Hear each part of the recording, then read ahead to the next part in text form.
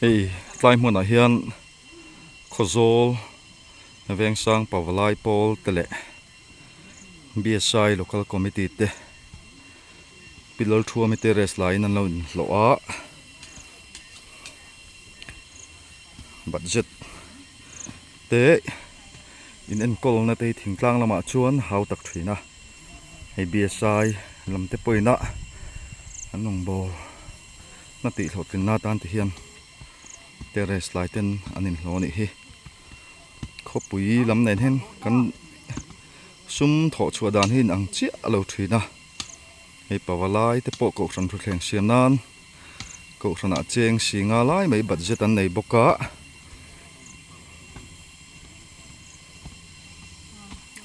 Bible Society tenen ti hian anen hlo ni kutlai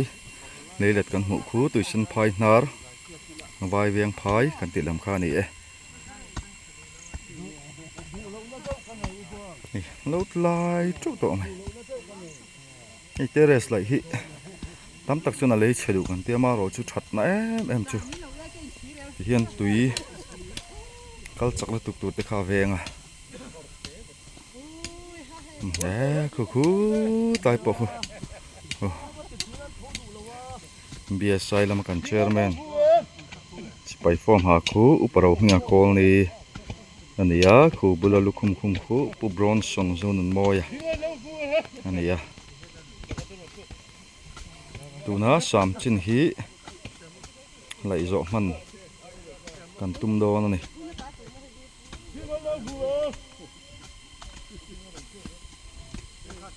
pawalai nge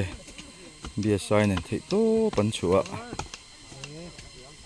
ei lai chu to mai amun ma hi oi dewa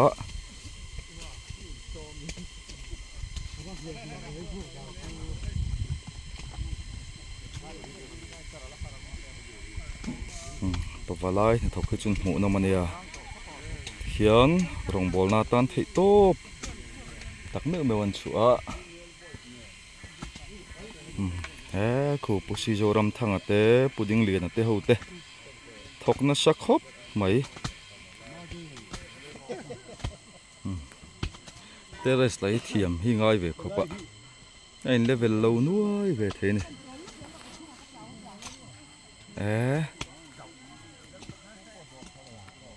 hei với nia na tlang lâu hi chu pawalai chen hre chiang khopa mo chumi chu na tlang lo tin lal mai ni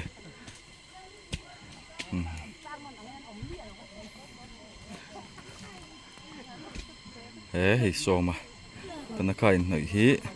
ani hi vo bi kani a ko san thil ti khom nai chen tel je la tu mani than he mangai thin khop mai cô pu zua là te ho te po mo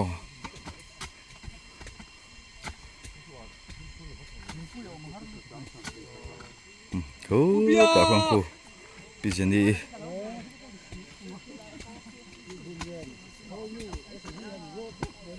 ôi những bữa khai thác đó ôi bạn sâu hết em tôi là hal to se pupe kan het lam hiron la ro atia hey làm biết cái pawalai senior te Bible Society chairman local committee chairman uparo mi only pawalai hey in hai te ho tung e speaker pawalai speaker ku banal pe ka te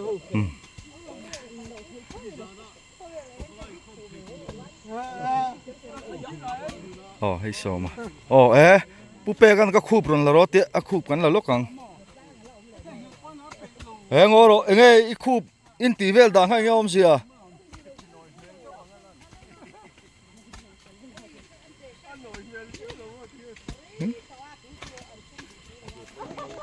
ti hian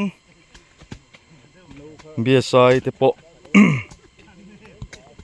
rong bol na hau tak ve zela BSI campaign kal chua te ngai thina tiang hian rim takin na kan thoka kanin lo thina tin pawalai te po ei pathian ni le hian presbytery level mate rabung ko san an hmang dawna chung kalna sian so te pawh chu hian thei top thuin an tua kani voi ne in lo na hi pilal te chung koin min an siam saka an chunga kan lom hle mai he puzar te hi an daron VCP ania pawalai a hian khozol veng lai bial lama hian chairman ani bokani BSI lama pokan committee ani tho maya anuam khop mai hi teres po hi an lai chu toni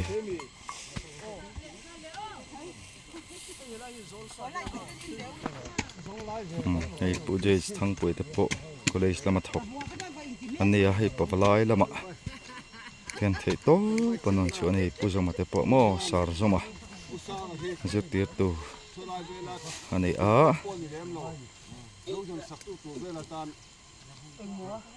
ei pubuang ate puma fakate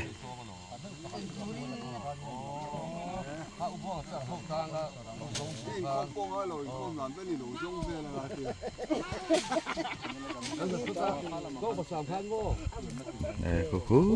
tai thing te po hu bia ka zia la zu wang mai kho dai nuam khopang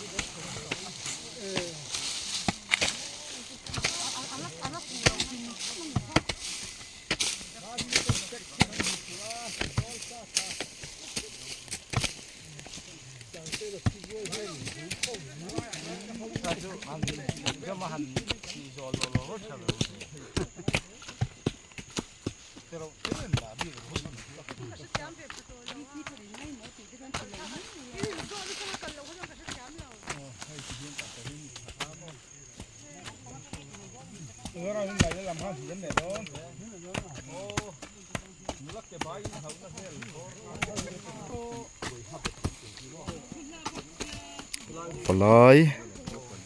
budget tuak na ei pilaliten an teres men lai tir kan ti to kha an lom khop mai BSI local committee khozol vengsang ko ran tenen hei tuna hian natlang kan nei thlanga zo trap to kan na hi room deuh na anuam kan thok nuam tho mai pawalai puro ani poi pathian vo bik ania zaipol pawalai thil ti na chuan tel nge ni natlan le ko ran thil ti khom ngai poi mo thin khop mai ki mai tang kheng kan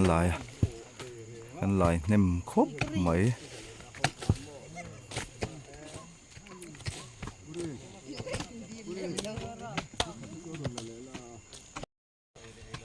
ei pima ding po thok na sa khop mai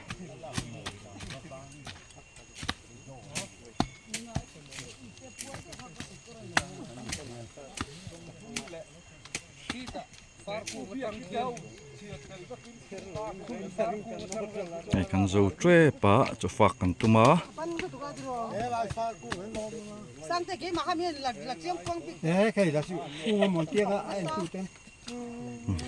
thuộc lại nghe khá trả xin thu lai chơi lằng nguồn tọ khốp mà